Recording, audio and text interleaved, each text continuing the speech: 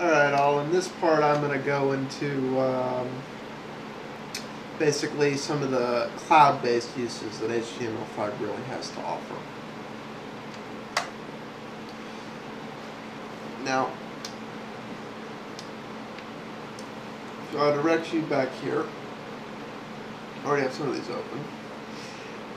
Now, in and of itself, this doesn't seem that impressive, and you wouldn't tend to open a web page this way, but all of the content of this section here is editable. Like, I can make it say whatever the heck I want, and if you'll notice a little red line, spell check, sign.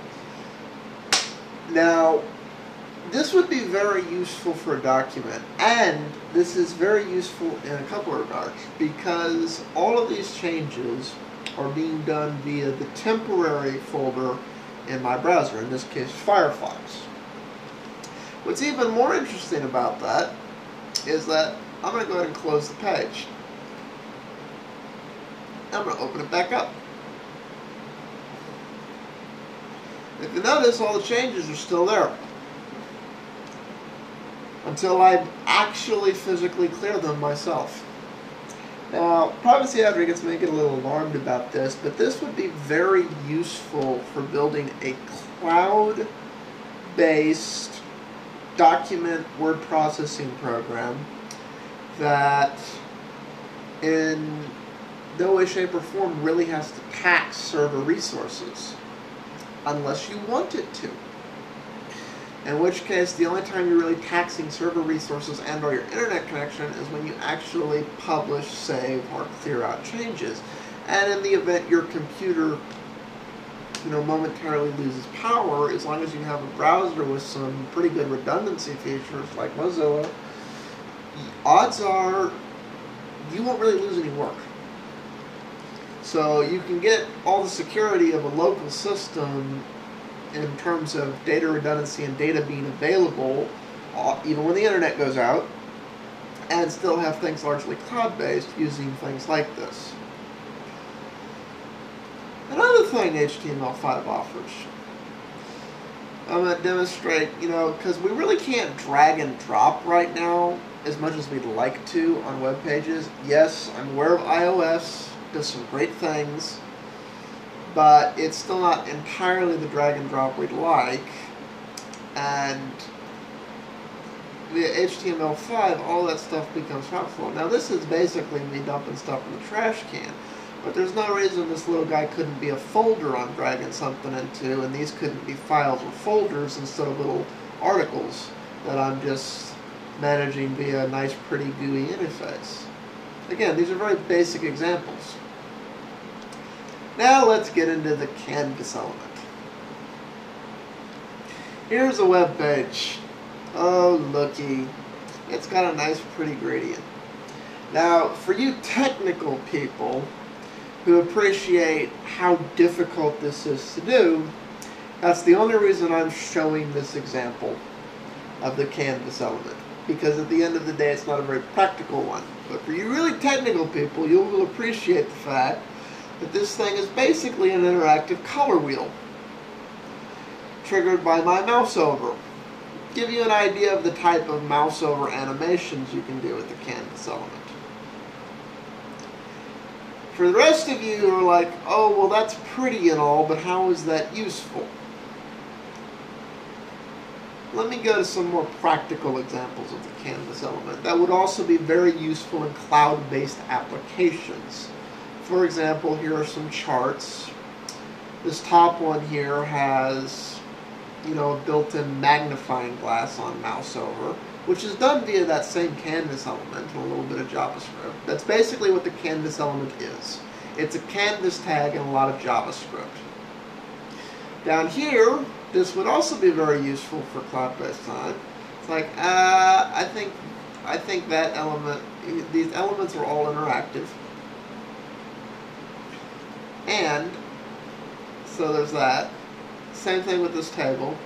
It's interactive. And there are loads of other things. I mean, you could make this you can make it interactive. Magnifying glass chart. Oh, let's see. That one has the zoom.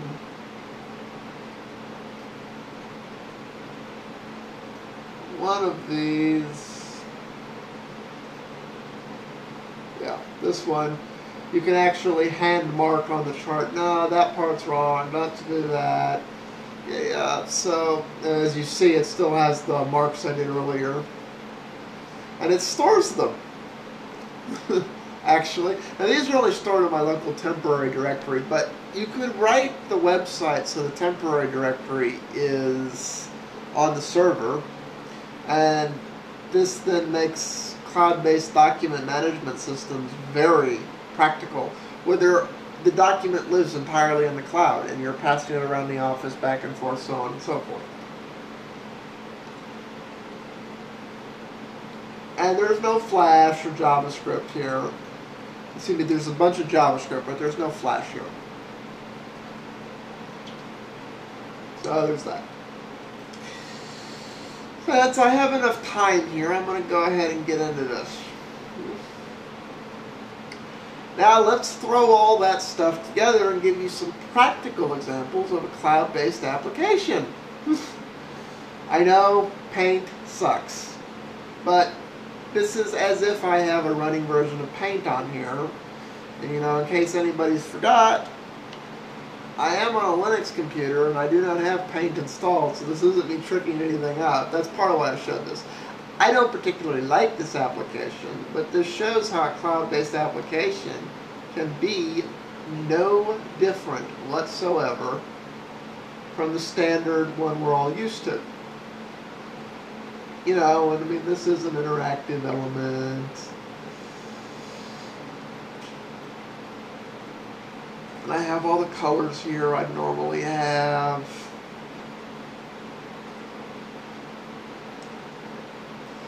So, yeah. Now, this isn't a particularly good one.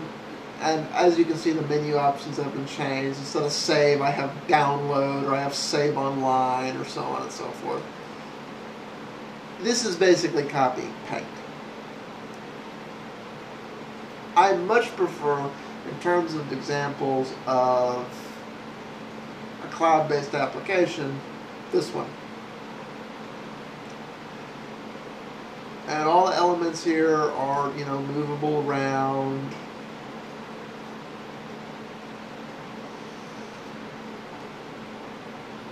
And it's just, I mean, I have a cool little Paint tool. I can open the other tools like the gradient tool, pattern tool, and I can put them wherever I want. You know, you could basically rebuild Photoshop if you really wanted to, or any application. And this is what I really see on. Can you imagine if your iPhone applications worked like this, where you didn't need Sun, and then you would have the one version of the application. It wouldn't be, here's my iPhone version, here's my Android version, here's my Windows version, here's my thing, here's my one version. Do I have internet access? Okay, it works. And for those of you who are concerned about not having internet access, you know, like I was showing you with the browsers here, offline caching works just fine.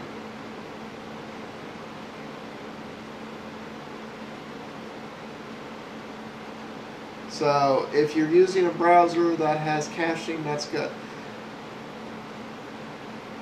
I'm up on time, so I'm going to have to cover Flash game replacement in the next part. But the basics designs for SEO optimization for using HTML5 instead of tables and divs, and cloud-based applications of HTML5 are really pretty substantial. It really is a quantum leap forward in what the internet is capable of doing. The main holdup to it is not Adobe, though. The main holdup to it is actually Microsoft, because the only browser that has absolutely no HTML5 support is IE. Almost none of what I've showed you will work in IE.